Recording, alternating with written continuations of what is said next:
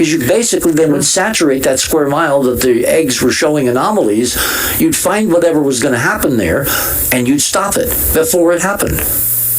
Well, the interesting thing about the quantum computer from D-Wave is that it's designed to recognize patterns, and it operates utilizing both coherence and decoherence. And when I hear you talk about patterns developing within these random number generators, it makes me think about coherence. Yes. And coherence in a quantum computer reduces the number of errors so that your model is much more stable and more accurate. So if we take it from that standpoint, I would say that the quantum computer is able to predict human behavior by stimulating a population to go to war, and it already knows the outcome. This has been done since the early 70s.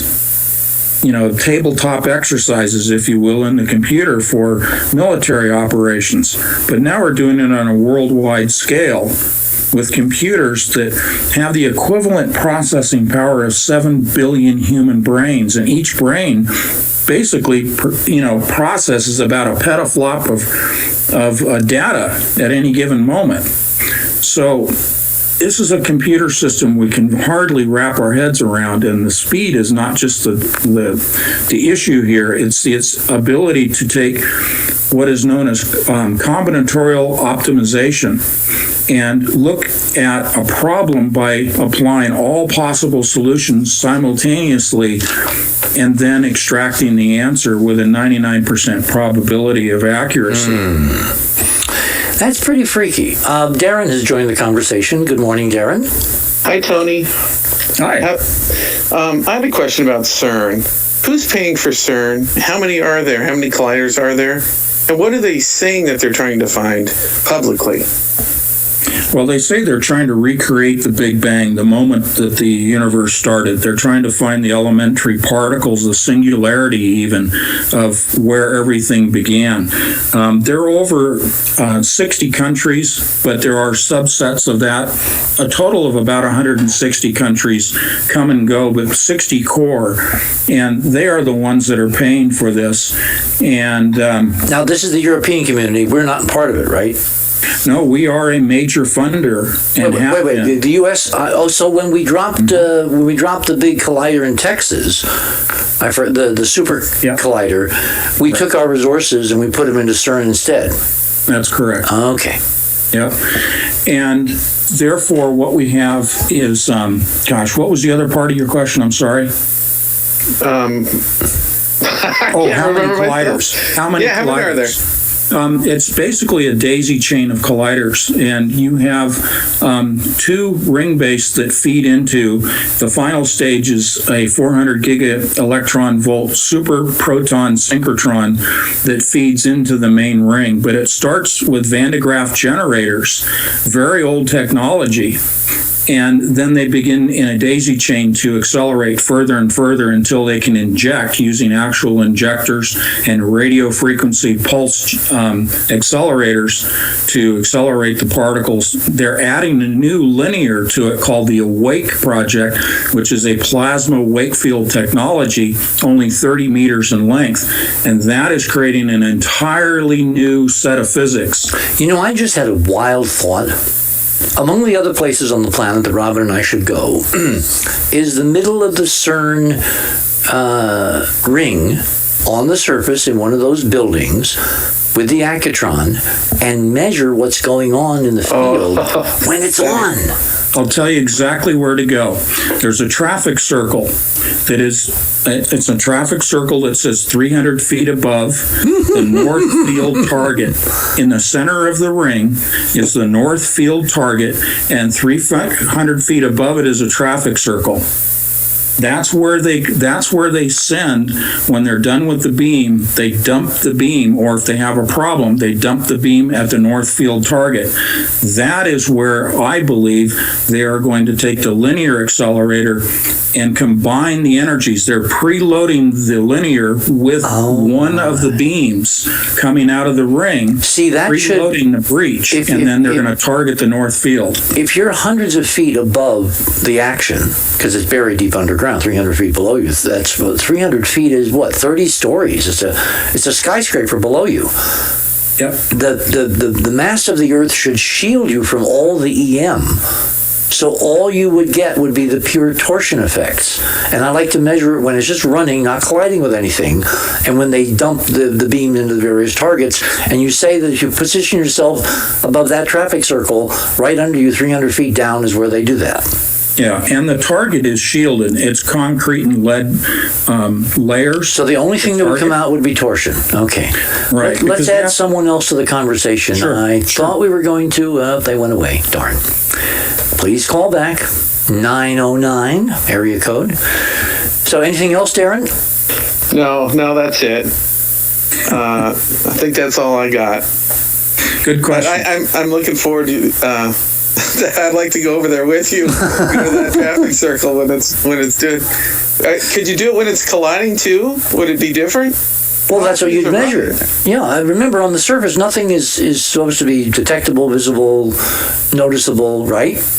Right, Tony? Well, your magnetic lines of force, because they are distorting our magnetosphere when they're running. So you can measure the magnetic lines of force that are you would probably get a bubble from there. Yeah, I think Dana's joined us. Are you there, Dana? Hello. This isn't Dana. Oh, who is this? My name is Dan. Dan. Okay. How does the electric universe model address action at a distance? Spooky action at a distance, Einstein's comment. You're talking about quantum entanglement. They describe it as instantaneous thought communication. That the planets, the stars, even human beings, we can think and communicate electrically through quantum entanglement without factoring time in. It's now, it's in the present time communication. Speed of light doesn't even factor into it. So does the electric universe model allow for speeds faster than light? Well, you aren't. Right, and you're not, in terms of communication, you're not talking about speed of light at all. You're talking about the simultaneous, already existing line of communication that's already pre-existing between everything in the universe. That's why they call it the present or the now. I'm not sure his question is applied to the Bell discontinuity. I think he was talking about in a plasma universe. Correct me if I'm wrong, caller. If you have stars connected by tendrils of plasma and they're getting their energy from each other, is that communication? Is that three-space communication at the speed of light or below the speed of light, or is it in excess of the speed of light? Well, it's the speed in which electrons move. Okay, so that would be in three-space below the speed of light. Right. Does that answer the question, caller? Not exactly. I was just wondering, does it allow for things to move, say, physical mass or something to move faster than light? No. I would not think so. Subluminal. Okay. Okay, I'll just have to think about it. All righty. Thank you. Darren, you're still with us. Anything else? Yeah. Have they found anything like when it comes to the particles with CERN? Is there any big discovery they made that made it all worth it? Well, wait. You've been under your house for the last year, right? You're not aware of the Higgs boson? Tony, tell me about the Higgs boson discovery. Yeah, late 2012, early 2013, they crunched the numbers. Took about 6 months to crunch all the data from the trajectories in one of the colliders, and they believe with a 90% probability that they did discover the Higgs boson, coined the God particle by the media, not by CERN. Yeah, I heard that. So was that that was a theory that it existed and then they proved it?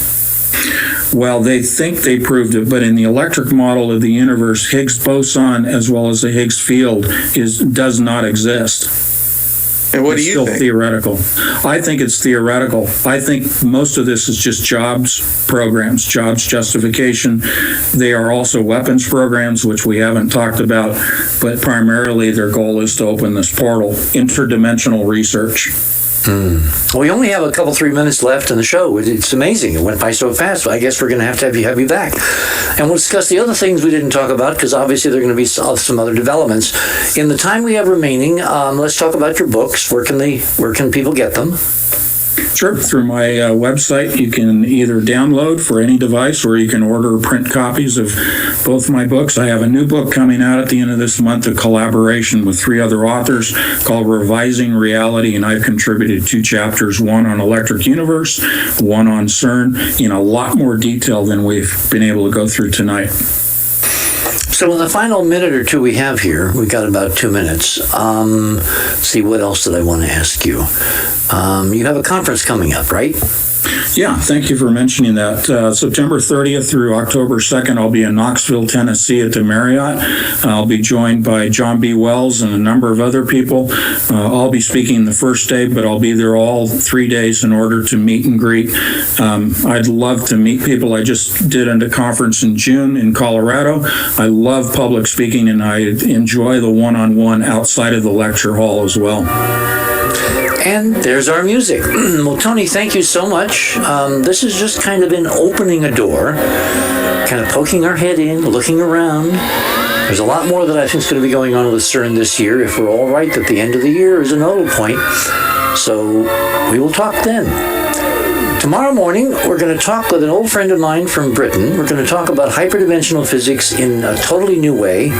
Experimental data. Amazing experimental tabletop data you can do in your kitchen, and it won't blow you away.